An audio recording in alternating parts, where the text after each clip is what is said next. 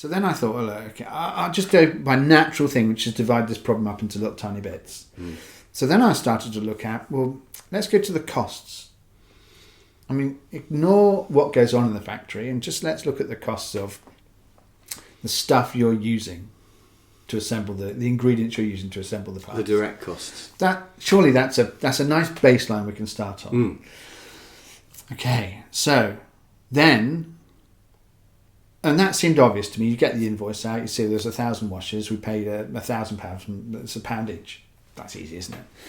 And then, of course, you realise that actually the £1,000 for the box of washers was quite small relative to the amount of organisation required to identify that you needed the washers, to see how many washers you had in stock already, to then send out requests for quotation to various washer suppliers you've identified who are also, you've been through your quality assessment, so on your approved suppliers list. Correct. To get back or to get back the quotes to place the order on the washer manufacturer with a delivery date that meshes nicely with your logistics of your manufacturing, to have those parts delivered. No, you're missing out a step there. To check that the person who you've placed the order on has processed the order, because it has not waiting in the in tray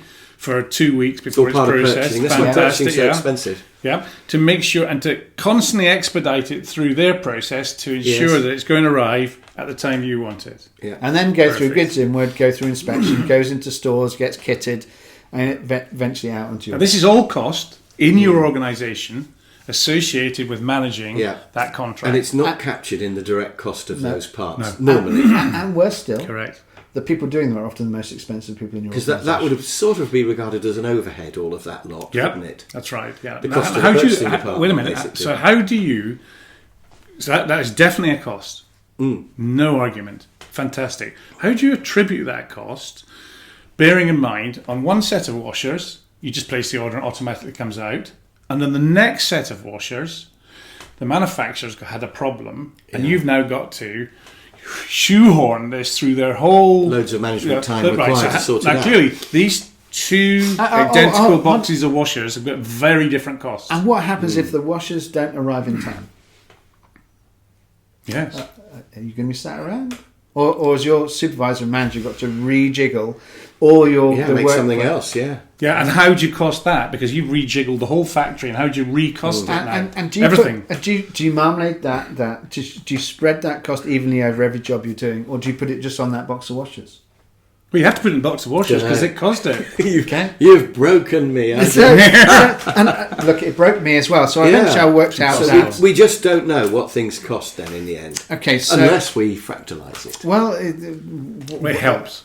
So what happened was I couldn't work out the costs, and pretty much they weren't small variations in costs. They were by far and away the things which created the biggest swings in costs. So for somebody to be working on something, for a part not to come in, for them to have to pack up and start on something else and tidy away all the paperwork and sign it all off and then get something else out and go through the logistic exercise of that. First of all, it had to be ready to go. Yeah. And secondly, it was just massively expensive compared to the profit you're going to make on that first part. I suppose, and we're only making 10% on most of or 5% on average on everything. We know that. And so, it's almost certainly going to cost more than that to break down one job and start another job, isn't it? I agree. So it sort of broke me as well. That eventually I figured, well, I can't do that.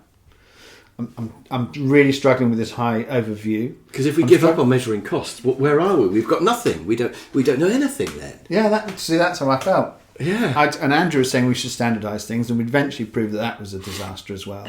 So we got really, really stuck. There has to be a way through it. I assume that, of course, naively, that there had to be a solution to it.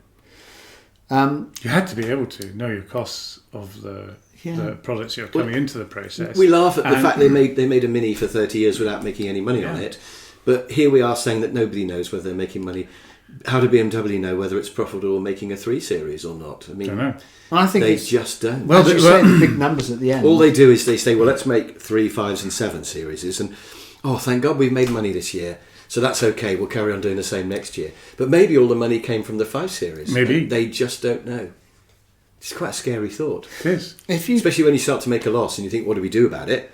Stop. Well, because we don't know. Let's stop the 3 Series. We don't know what to stop. And like you were saying, you probably can't even stop the 3 because then people won't buy that, move on up to the 5 and 7 later as they get. Or it's no longer making a contribution to your fixed costs, although it's making a loss. And it goes on and on. And as you said before, perhaps they only buy the 3 because of the halo effect of the 5. Yes. So stopping the 5, even though you lost money on it, is going to affect your 3 sales. So what you did in the end was you thought, let's just cut through all this jungle, and just say one person will make one thing, and then we'll know whether they've made money on that. What I actually kind of. It sounds really that sounds great. Give them the problem. What actually happened was, you fall into a pit of despair, and you spend a year arguing with somebody about what on earth you can possibly do.